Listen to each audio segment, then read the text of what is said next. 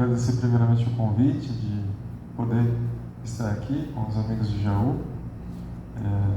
Acompanho às vezes, né, as movimentações virtuais, né, vocês são bastante ativos nas redes. A gente sabe um pouco dessa herança da pandemia, né, onde a gente teve que se reinventar em termos de divulgação doutrinária. Mas é bacana também poder estar ao vivo, poder ter esse convívio, né, essa troca de energias também tão salutar para a nossa vida. A gente viu lá, né, por exemplo, semana que vem vai ter Jorge Lahar. Então a gente deixa palestras, né, a cargo dessas pessoas altamente gabaritadas aí, né, um Lahar da vida, um Haroldo, um Arthur. Hoje nós vamos mais na base do grupo de estudo aqui, né, nós vamos fazer, de acordo com as nossas limitações, alguma reflexão para a noite. E o tema de hoje, quando a gente fala de palestra, a gente pensa em tema, seria sobre essa tal da parábola dos dois filhos, a parábola dos dois filhos perdida, mas que talvez no conhecimento comum é conhecida como a parábola do filho pródigo. E talvez esse nome da parábola do filho pródigo, de cara, já nos limite ou já nos tire a identificação que nessa história são citados dois filhos. E talvez esse é um dos problemas, porque aqui a gente está falando 2024, Jaú, né? Nós aqui encarnados, e se a gente for lembrar mais ou menos como é a história, eu acho que todo mundo conhece a história do filho pródigo. Talvez é a mais assim trabalhada em termos televisivos, alguma coisa assim, aqueles desenhos que passam, e também que os estudiosos vão falar que é uma das parábolas mais importantes que existe no Evangelho, porque meio que ela compreende toda a ciência do Evangelho em uma mesma história, todo esse caminho aí do servidor do Cristo. Então, se a gente for lembrar, tinha lá um filho, né? E em certa ocasião ele pede um adiantamento de herança para o seu pai. A gente pode ler os trechos aqui. Só assim, a gente vai hoje, nós vamos abordar bastante contextos. Então, daqui a pouco a gente faz uma viagem mais arraigada assim, para a Palestina no século I. Mas o ponto assim, que essa parábola foi situada, dentro da sequência assim, que nós pensamos de Evangelho, é que Jesus, não só os 12 o seguiam. Onde ele ia, tinha sempre muitas pessoas que paravam para ouvi-lo. E numa dessas andanças, também começaram a se juntar pecadores, publicanos, né? Que diriam aqueles cobradores de impostos. Então a gente está falando de uma região que era dominada pelo Império Romano e que existiam alguns companheiros conterrâneos, próprios judeus, que eram como se fossem terceirizados assim, da coroa romana, que cobravam impostos. Então eles tinham essa liberdade político-administrativa deles, né? Mas eles tinham que repassar grande parte de tributos para o Império Romano. E isso para os judeus era assim, de morrer. Eles não conseguiam conviver com esse tipo de ideia. Tanto é que um cobrador de impostos, se ele ia numa rua meio escura assim, a chance dele levar um ataque, assim, uma adagada no meio das costas não era pequena. Tinha todo um grupo político chamado Zelotes, que eram conhecidos até mesmo por atentados aos cobradores de impostos. Então as pessoas olhavam esse tipo de pessoas se aproximando de Jesus, pecadores, pessoas de má vida, mulheres do mundo, alguma coisa assim, e falavam, como assim ele se diz tão puro, se diz representante, filho de Deus, e se tem com essas pessoas? E aí, nesse contexto, mais ou menos nessa mesma temporada, Jesus foi lá e tacou 3 parábolas no peito do pessoal: a dracma perdida, a da ovelha perdida, a da dracma perdida e a parábola do filho pródigo. E disse certo homem tinha 2 filhos. O mais novo deles disse ao pai: Pai, dá-me a porção que me cabe da propriedade. Ele repartiu os recursos entre eles. Não muitos dias depois, reunindo todas as coisas, o filho mais novo ausentou-se do seu país para uma região distante, e lá dissipou a sua propriedade, vivendo dissolutamente. Então, textos e contextos. Na Palestina, no século I, a gente não pensa assim numa cidade de 100, 200 mil habitantes, como a gente está acostumado hoje. Eram vilinhas assim que 50 casinhas é muito lá em Nazaré, por exemplo, onde Jesus habitava. A vida cotidiana era uma vida comunitária. As pessoas eram muito identificadas pela terra, pela família, pelaquela região da qual elas faziam parte.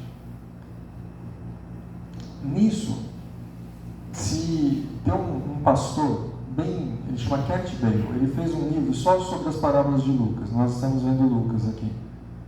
E ele estudou o Evangelho de uma maneira muito interessante. Ele mudou para a região lá do Líbano, para a região da Palestina, e para estudar, para ver como as pessoas da região interpretavam aquelas passagens ditas por Jesus. Só que ele acabou ficando lá 40 anos.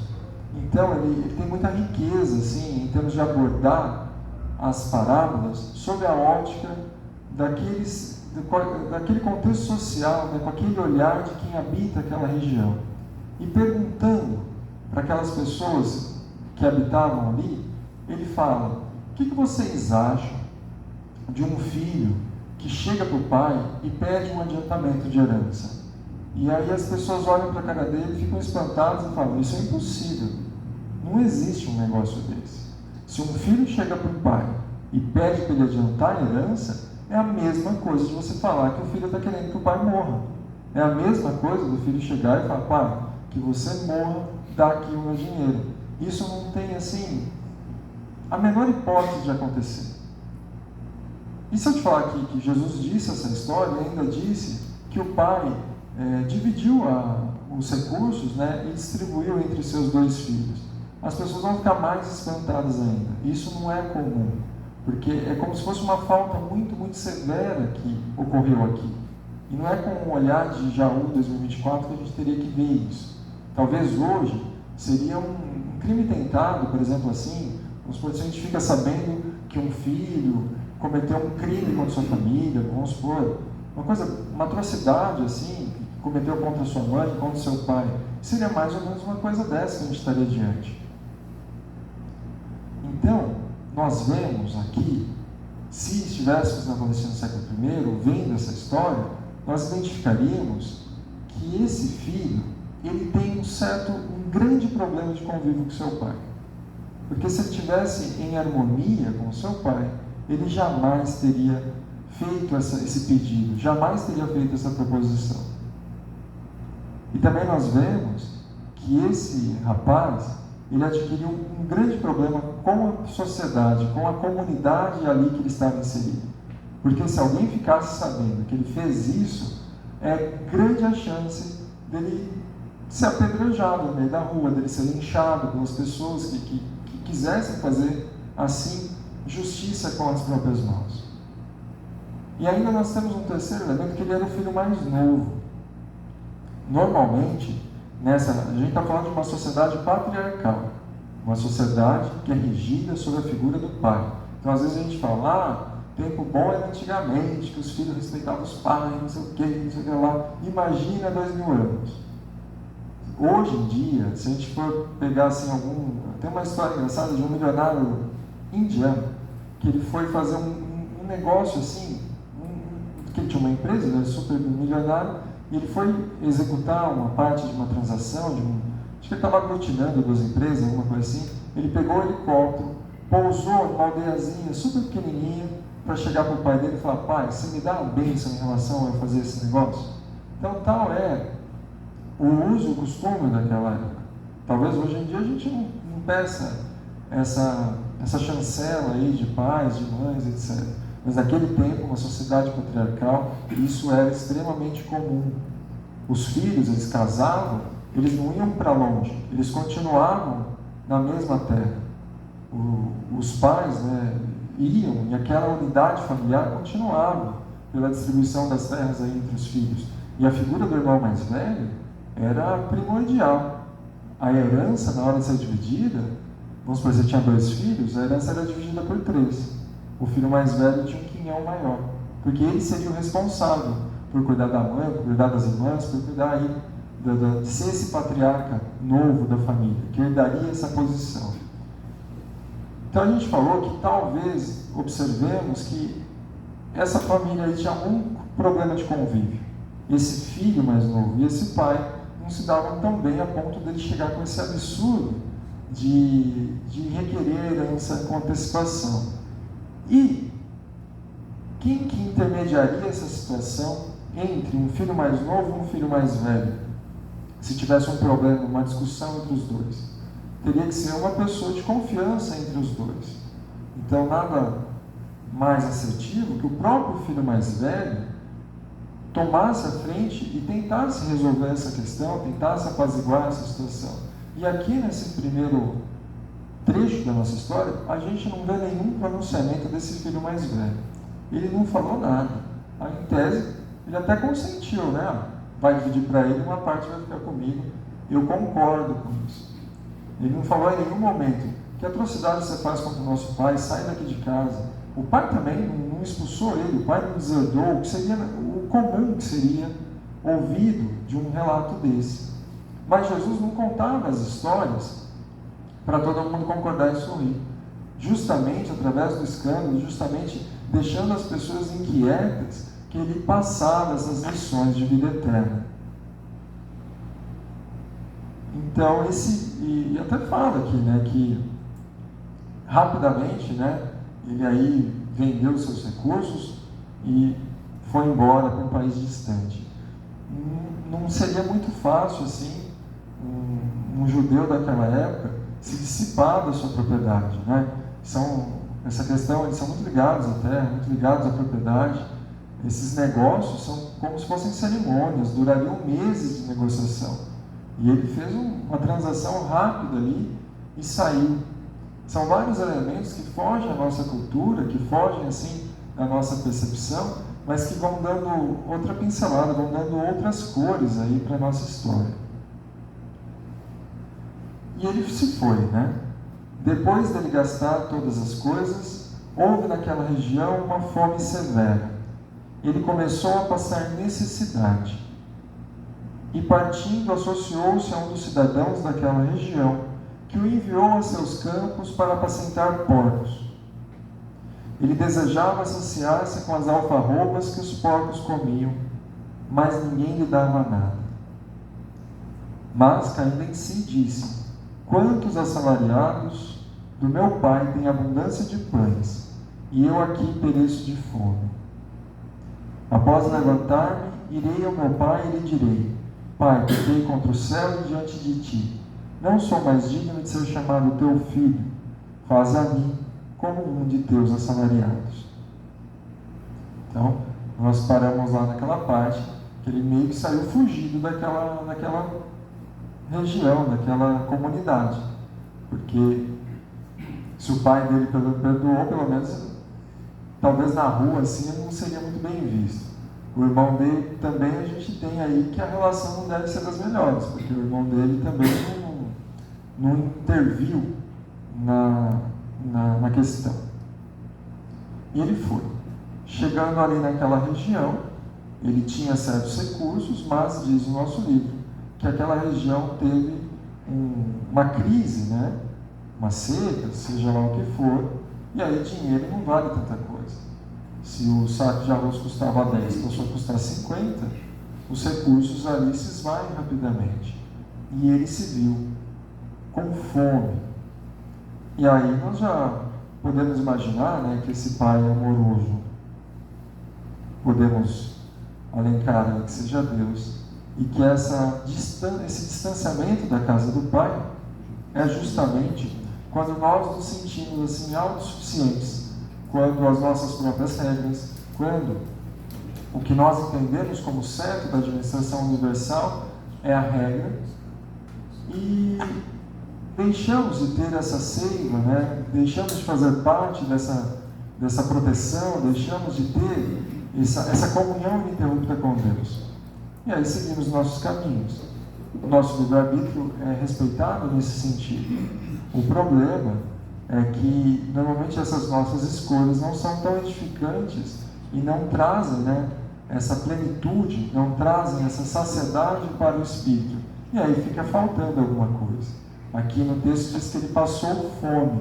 Às vezes esses nossos comportamentos não muito bons, né? Nós vamos ter aí uma palestra sobre drogadição, aí, uma conversa sobre drogadição no futuro. Imaginemos essa situação, que a pessoa não chega a ter paz, ela pode ter um prazer muito, muito imediato, mas que sempre precisa ser renovado, precisa ser reintroduzido aquele meio, porque aquilo não se mantém. Tal é o nosso ser interior. Quando nós nos dedicamos à raiva, nós nos dedicamos a todos aqueles vícios e comportamentos ainda que devem ser reformados. Só que sempre dá para pior. Aquela pessoa estava com fome, e aí teve aí um encontro com algum habitante daquele país distante que o ofereceu um emprego. E esse emprego era apacentar porcos. Para um judeu, essa seria a maior das humilhações, porque o porco era aquele animal impuro, eles não consomem carne de porco, né? Então, apacentar, cuidar de porcos seria uma situação extremamente degradante, seria uma profissão assim muito indigna, que a pessoa teria que estar no fundo do poço para pegar um cargo desse. E dava para piorar um pouco mais, porque ele sentiu vontade de comer a comida dos porcos.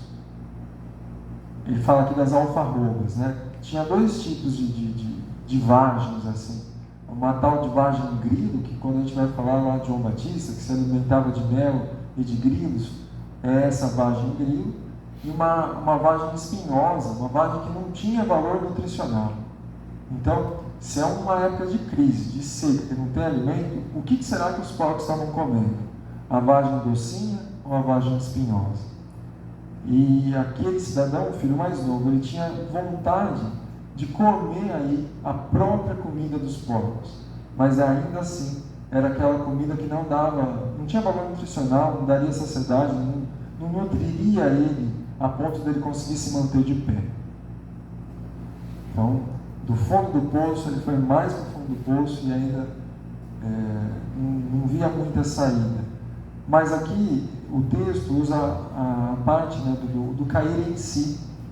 Ele refletiu, ele pensou: se eu pensasse aquele servo, aquele empregado do meu pai, que tem menos tempo de carteira assinada, ele ainda está numa situação muito melhor que a minha. Ele tem um colchão para dormir, ele tem horas fixas de trabalho, ele tem uma alimentação no começo e no final do dia. Não é possível que eu vou ficar nessa situação. Eu vou pedir para voltar para o meu pai, eu vou falar para ele: pai, não sou mais digno de ser chamado teu filho, mas me aceita de novo como teu empregado. Eu cuido aí do arado, eu cuido aí da carvoaria, eu cuido de qualquer coisa, mas ainda é uma situação melhor do que a que eu estou aqui. E essa, dentro da nossa trajetória aí, enquanto filhos de Deus, é uma situação extremamente importante na nossa vida. A situação do cair em si, aquela situação da auto-reflexão, a situação de perceber que algum comportamento, que alguma situação não nos faz bem, que alguma coisa que estamos perpetuando, na verdade, merece ser corrigida. E aqui está um grande mérito aí do filho mais novo. Ele voltou atrás. Só que não seria um caminho muito fácil. Ele estava num país distante, né, sem comida, e ele teve toda essa caminhada de regresso à casa do pai. Levantando-se, dirigiu-se ao seu próprio pai. Estando ele ainda longe, seu pai o viu, compadeceu-se, correu, lançou-se sobre o pescoço dele e o beijou repetidamente. Disse-lhe o filho: pai, pequei contra o céu e diante de ti. Não sou mais digno de ser chamado teu filho. Disse o pai para os seus servos: trazei a principal roupa e vestiu. Dai um anel para sua mão e sandálias para os seus pés. Trazei um novilho cevado, sacrificai-o e nos deleitemos, comendo. Porque este meu filho estava morto e reviveu, estava perdido e foi reencontrado. Até Aristóteles fala que você conhece a preponderância, né, a importância de um ancião pelo seu caminhar. Imaginem aquelas túnicas pesadas, né, aqueles cajados e aqueles patriarcas assim andando compassadamente, respeitados, etc. Se esse patriarca já havia passado por uma humilhação no passado, se você vê um patriarca judeu saindo correndo pela rua, talvez é até melhor sair correndo também, porque uma coisa muito, muito grave deve ter ocorrido ali, porque isso não é um comportamento natural. Isso daí seria uma humilhação perante a comunidade, você saindo correndo ali com uma túnica todo desajeitado e por aí vai. Mas para aquele pai de infinita bondade, de infinita justiça, de infinita misericórdia, isso daí é coqueluche, nada importa. Ele estava extremamente jubiloso pelo retorno do seu filho. Aqui está falando que ele viu o filho ao longe e saiu correndo, e o abraçou e o beijou no rosto, no pescoço.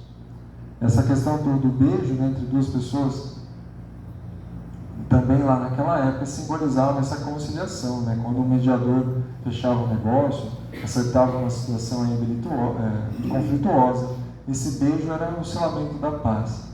Então, a gente tinha que esse filho mais novo, ele tinha aquele problema generalizado lá, né? Um problema com o pai, um problema com a sociedade, talvez ainda um problema com o irmão mais velho, e ele tinha malemar a solução para né? Que era chegar para o pai e pedir desculpa e se comprometer a ser um empregado da casa. E aqui nós vemos que se o pai teve essa atitude, o perdoou, o beijou, se humilhou de novo perante a sociedade, aí já não competia ninguém mais a julgar. Se o pai está perdoando, se o pai está reintroduzindo ele para a gente, não é da nossa parte aí que elevar ainda mais esse julgamento. A figura do patriarca tem que ser respeitada. Ele é a palavra final dentro da família dele. Então ele chancela assim esse perdão do seu filho para todos ali que queiram ver. E chamando os servos, ele fala: traz uma roupa, traz um anel e traz um sapato. Os servos não usavam sapatos, eles andavam descalços. Essa questão de dar um sapato para o filho era reintroduzi-lo como filho mesmo, não era como servo, como empregado. Ele voltaria a ter o título de filho, porque ele andaria com calçado. Ele teria o anel da família, o anel que um é do pai, um é do irmão, o outro é do irmão, aquele anel que simboliza de qual família eles pertencem. A roupa, imagina assim, traz um terno, que a gente vai dar uma festa de gala aqui, vai ser tipo uma festa de casamento, porque eu estou tão feliz que esse meu filho voltou, que nós vamos comemorar. E para essa comemoração, ele não matou uma galinha e pôs na panela, não foi um cordeiro ali e fez um assado. Ele pediu para trazer um novilho cevado, aquele boi que eles estão guardando para as festas de purificação ali da Páscoa. E numa sociedade sem geladeira, sem nada, se você sacrifica um animal do tamanho de um boi, é porque é festa para todo mundo, ninguém vai deixar estragar a carne. É para chamar todo mundo ali para aquela comemoração. Eles não faziam churrasco como a gente, eles cortavam em grandes pedaços, colocavam aí nas assadeiras e punham nos fornos, né? Então você vai assar uma costela ali, normalmente demora 1 hora por quilo, por aí vai. Então aquela preparação toda demorou um certo tempo. O seu filho mais velho, porém, estava no campo. Assim que chegou e se aproximou da casa, ouviu música e danças. Convocando um dos servos, informava-se sobre o que seria isso. Ele disse: o teu irmão chegou e o teu pai sacrificou um novilho cevado, porque o recuperou saudável. Ele ficou irado e não queria entrar. O seu pai, porém, saindo, o exortava. Em resposta ao seu pai, disse: eis que te sirvo há tantos anos, jamais negligenciei um mandamento teu, e nunca me deste um cabrito para deleitar-me com meus amigos. Então, o filho estava no campo.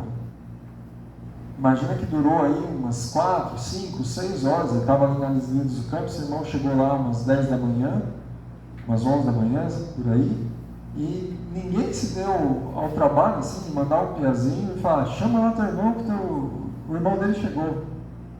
Ninguém assim falou, vai lá chamar o Tobia que eu preciso conversar com ele. Então, isso também denota um certo distanciamento desse irmão mais velho.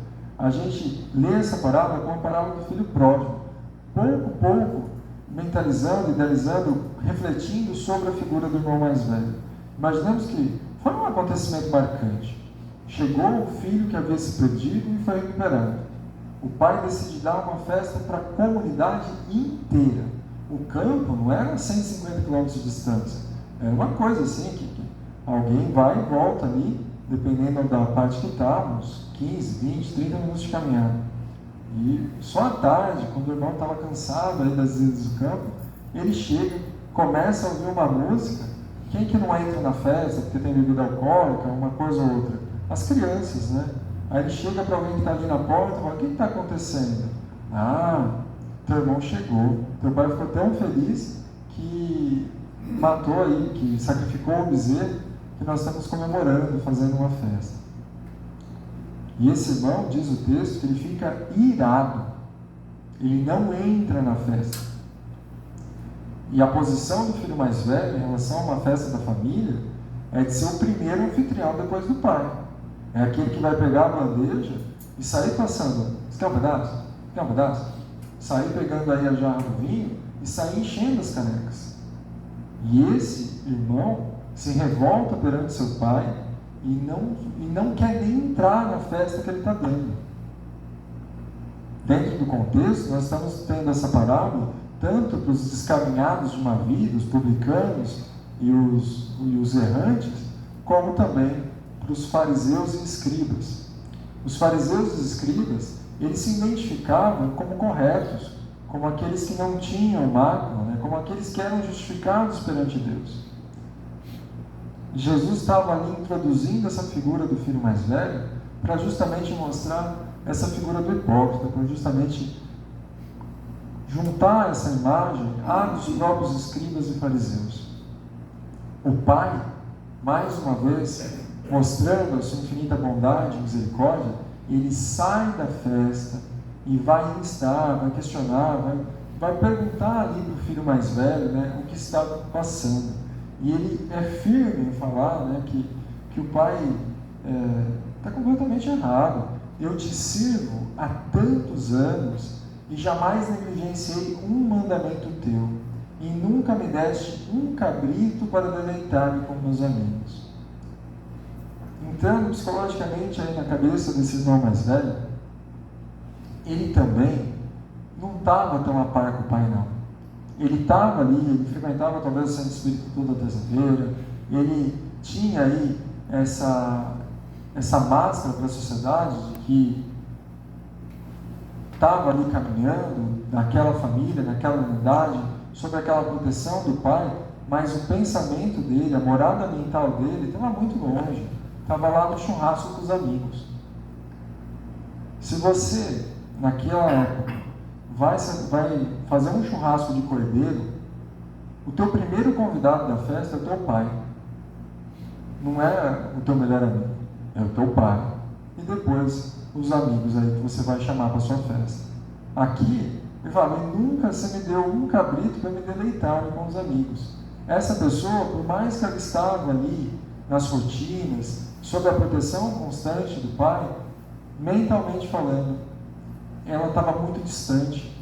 Se na forma, né, ela estava de um jeito, aqueles fariseus que faziam as preces nos salões, que usavam as túnicas, que faziam os sacrifícios corretamente, na essência, eles não estavam assim de acordo com a lei maior de Deus, com a lei natural, com a lei maior de amor. Essa é a figura do filho mais velho.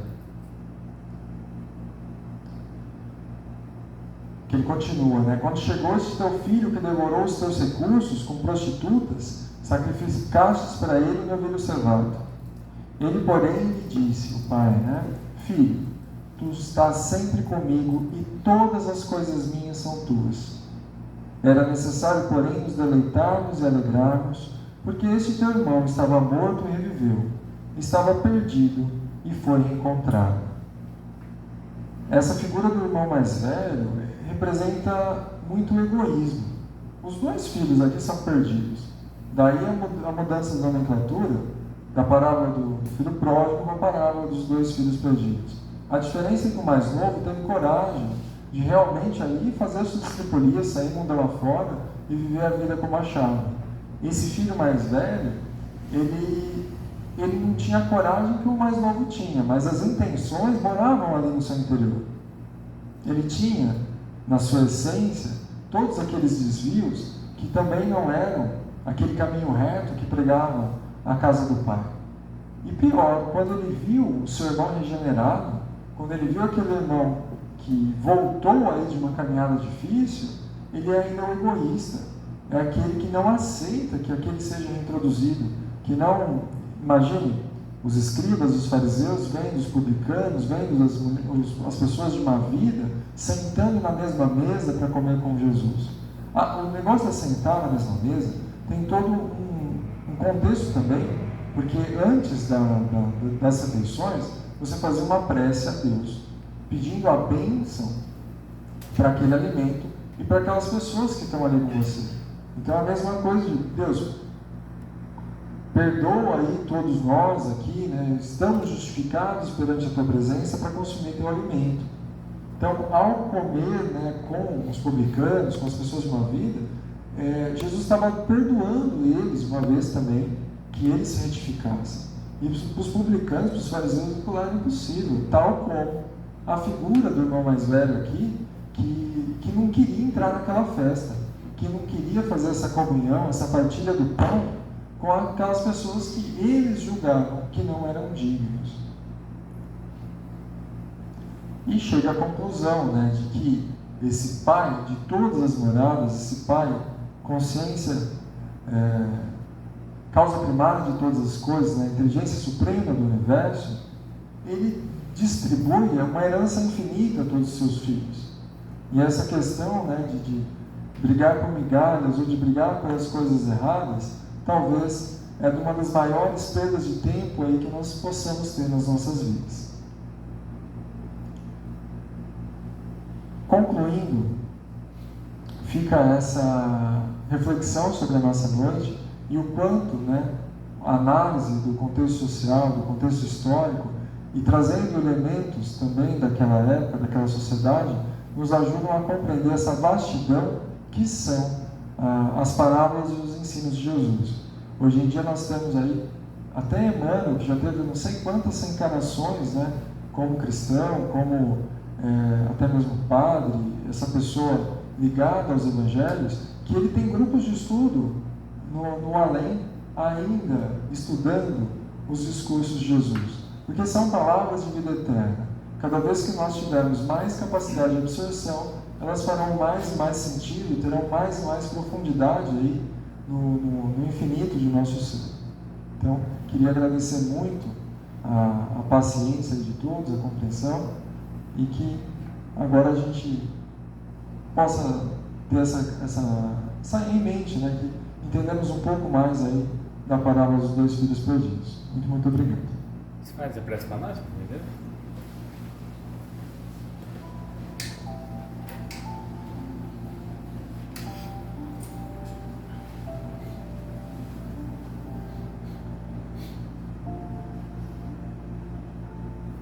Que nesses momentos nós possamos imaginar coisas boas, o sorriso de uma criança, o abraço em quem a gente sente saudade, os olhos misericordiosos de Jesus, nos estendendo a mão, nos convidando a seguir,